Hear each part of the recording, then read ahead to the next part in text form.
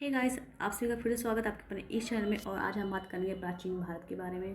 प्राचीन भारतीय इतिहास के जो स्रोत थे उनके बारे में हमारी चर्चा चल रही है, जिसमें से हम वेदों की बात कर चुके थे, हम पुराणों की बात कर चुके थे और हम विदेशियों जो लेखक थे उनसे मिलने वाले साक्ष्य की जानकारी के बारे में बात कर चुके थे। और आज हम बात करेंगे पुरातन संबंधित साक्ष्य से मिलने वाली जानकारी।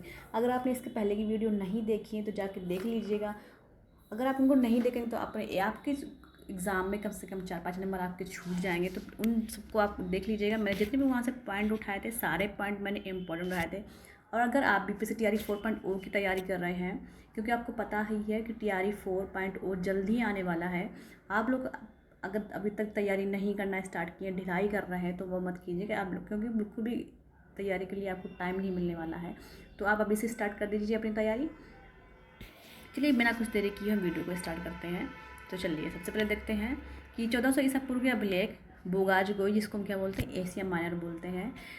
क्या बोलते हैं? एशिया माइनर बोलते हैं। जिसमें क्या है, मित्र, वरुण, इंद्र और नाशक, ये नाशक को हम बोलते हैं अश्विनी कुमार, ठीक है, के नाम मिलते हैं।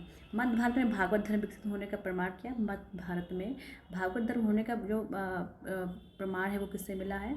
वो मिला हमारा बेसनगर अभिलेख या स्तंभलेख। इसको क्या बोलते हैं? विदिशा बोलते हैं। इसको हम गरुड़ नहीं सॉरी बेसनगर यानी कि विदिशा, और इसको गरुड़ स्तंभ बोलते हैं। और कौन सा ये राजदूत था? यमन राजदूत था हेलियोडोरस, ठीक है, वहाँ से प्राप्त हुआ है। सर्वप्रथम भारतवर्ष का जिक्र हमें हाथी गुम्फा अभिलेख से मिलता है। कहाँ से मिलता है? हाथी गुम्फा अभिलेख से मिलता है।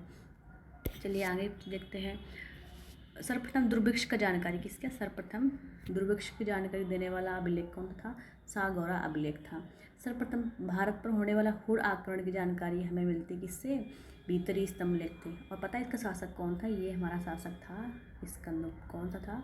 स्कंदगुप्त। और ये किस वंश से था? ये हमारा गुप्त वंश से संबंधित था। इससे हमारा बहुत बार क्वेश्चन आ चुका है। कई बार तो क्वेश्चन हमारा ये आया है कि जब हुड़ों का आक्रमण हुआ था, किसका आक्रमण हुआ था? हुड़ों का आक्रमण हुआ था, तो हमारे भारत पे कौन सा राजा शासक कर रहा था? तो हमारा कर रहा था स्कंदगुप्त कर रहा था, ठीक है। इसके और आप इसका अभिलेख याद रखिए। कौन सा अभिलेख है हमारा? हमारा अभिलेख है भीतरी स्तंभ लेख, ठीक है। चलिए आगे बढ़ते हैं। देखते हैं सती प्रथा का पहला लिखित साक्ष्य कहाँ से मिला था? सती प्रथा का पहला लिखित साक्ष्य मिला था हमारा एरड़ अभिलेख। और इसमें शासक कौन था? हमारा शासक कौन था? भानुगुप्त था। कौन सा शासक था? भानुगुप्त। काफ़ी बार से क्वेश्चन पूछा गया, वेरी इंपॉर्टेंट है, ठीक है। आप लोग इसे ज़रूर तैयारी कर लीजिएगा। रसम मुनगरों की शैली की जानकारी हमें मंदसौर अभिलेख से मिलती है। कहाँ से मिलती है? मंदसौर अभिलेख से मिलती है। कश्मीरी नौपाषाण पुरा स्थल बुर्ज होम से गर्ताबाद यानी गड्ढागर का साक्ष्य मिला है। और इसमें उतरने के लिए क्या थी? सीढ़ियाँ थी। क्या थी? सीढ़ियाँ थी, ठीक है। तो अब इसमें इम्पोर्टेंट क्या है कि जो बुर्ज होम है, क्या है हमारा? बुर्ज होम। बुर्ज होम हमारा कहाँ पे है? कश्मीर में है, ठीक है। ये वाला पॉइंट काफ़ी बार पूछा जा चुका है, ये वाला आप पॉइंट तैयार कर लीजिएगा। चलिए नेक्स्ट देखते हैं। देखते प्राचीनतम सिक्कों को क्या बोलते हैं? प्राचीनतम सिक्कों के बोलते हैं हम क्या? आहत बोलते हैं। क्या बोलते हैं? ठीक है, प्राचीन सिक्कों को बोलते हैं हम आहत बोलते हैं। ये क्वेश्चन काफ़ी बार पूछा जाएगा। और इसे साहित्य में क्या बोलते हैं? करसापड़ बोलते हैं। इसको साहित्य में क्या बोलते हैं? करसापड़ बोलते हैं। इसको फ्रेंड ज़रूर तैयार कर लीजिएगा, बहुत बार क्वेश्चन पूछा गया है। आप एसएससी एग्ज़ाम देखिएगा, एसएससी को उठाइए, आप रेलवे उठाइए, बहुत बार क्वेश्चन यहाँ से पूछा जा गया है। इसको आप ज़रूर से ज़रूर नोट डाउन कर लीजिएगा। मैंने इसे जितने भी पॉइंट उठाए हैं आप देख लीजिए, किसी न किसी एग्ज़ाम में ये पॉइंट पूछे गए हैं। मैं जो भी पॉइंट उठाती हूँ ऐसा ही नहीं कि मैंने बस उठाया और लिख दिया। काफ़ी बुक्स का मिक्सचर होता है और जो क्वेश्चन किसी न किसी एग्ज़ाम में पूछे गए होते हैं, मैंने उसका इस सब में संकलन किया हुआ है।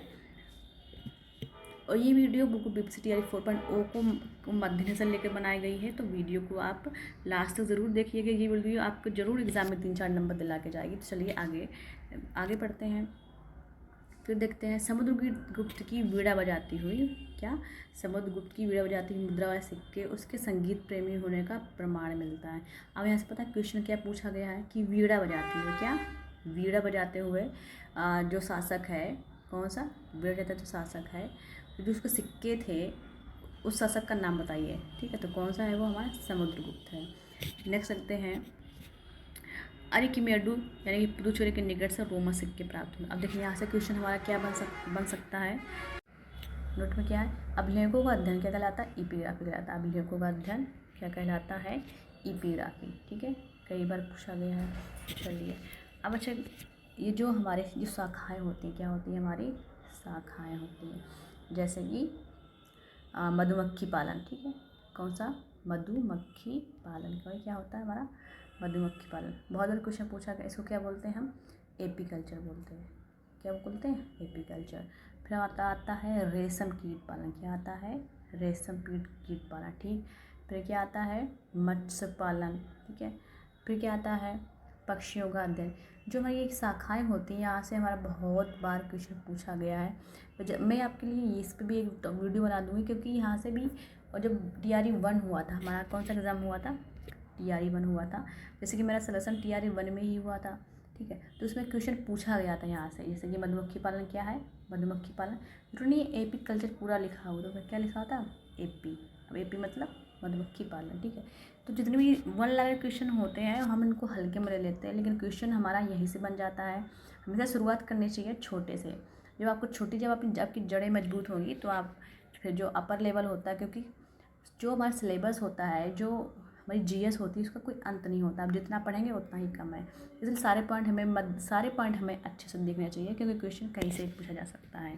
तो इन सब को आप तैयार कर लीजिएगा, आप कहीं ना कहीं अपने नोट्स बनाइएगा, क्योंकि नोट्स बनाना बहुत इंपॉर्टेंट होता है। जो लास्ट टाइम पे हमारे एग्ज़ाम आ जाते हैं, तो एग्ज़ाम टाइम हम क्या रिवीजन करें, क्या नहीं रिवीजन करें, क्योंकि आप किसी और के नोट्स देखें तो आपको समझ में नहीं आएगा।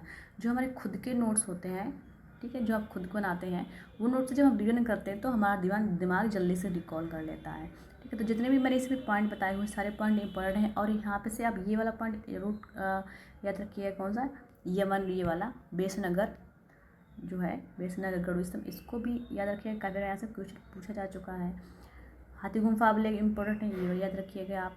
घोड़ों का आक्रमण वाला पॉइंट इंपॉर्टेंट है, इसको ज़रूर याद रखिएगा। सती प्रथा का पहला साक्ष्य कहाँ से मिला था, एरर अभिलेख से मिला था, मोस्ट इम्पोर्टेंट है, इसको आप ज़रूर याद रखिएगा, ठीक है।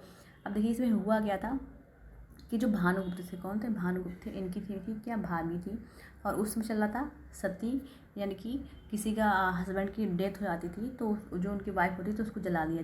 जो इनकी भाभी थी वो उनको माँ समान मानते थे, तो इन्होंने ये बहुत उसका विरोध किया था, इसलिए सती प्रथा का जो पहला साक्ष्य था हमारा यहीं से मिलता था। ये जो हमारे शासक थे कौन से थे, भानुगुप्त थे, और अभिलेख कौन था, एरर था, ठीक है। रेशम को जाने के मंदसौर से मिलता है। और बुर्जहोम वाला मोस्ट इम्पॉर्टेंट, इसको आप जरूर याद करिएगा। और ये आहत, जितने भी पॉइंट मैंने उठाए वो सारे ही पॉइंट इंपॉर्टेंट हैं, लेकिन मैं आपको वो वाले पॉइंट थोड़ा रिकॉल करा दे जो बहुत इंपॉर्टेंट, जो कि आपको किसी भी हाल में तैयार करने ही करने हैं, ठीक है। और ये सारे आप तैयार कर लिए, जितने भी मैंने यहाँ पे अभिलेख बताए हुए हैं सारे इंपॉर्टेंट, सिर्फ 9 ही अभिलेख मैंने उठाए हुए हैं, कोई ज़्यादा बड़ी बात नहीं है। आप अगर आज के आज तैयार करेंगे तो आज ही तैयार कर लेंगे, आप लिखेंगे और उसको बार बार देखेंगे तो वो आपको अपने आप याद हो जाएगा, कोई आपको रटने की ज़रूरत नहीं है, समझते हुए पढ़ेंगे तो आपको याद हो जाएगा, ठीक है। तो चलिए आज के लिए इतना ही, मिलते हैं नेक्स्ट वीडियो में नेक्स्ट टॉपिक के साथ।